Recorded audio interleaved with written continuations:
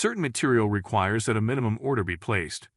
TurboBid items UPC numbers include a standard package count. Most supply houses will not break up a package without charging you a higher cost. Hover your mouse over the package quantity warning icon. The warning icon states, "This package includes a quantity of 1,000. The minimum order quantity should be 1,000 for your bid quantity." Click this button to automatically adjust the order quantity. Double-click the Cat5e cable 24/4 non-plenum white item to open the item editor. This item has a TurboBid price of $167.90 with a unit of measure of 1,000. The item has a package quantity of 1,000.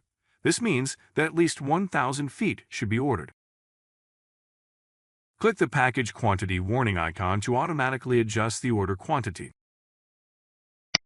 The order quantity has automatically been adjusted from 40 to 1,000 to reflect the minimum order quantity.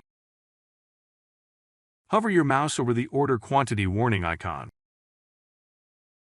The warning icon states, "The order quantity is different than the bid quantity." Note that the order quantity is 1,000 and the bid quantity is 270.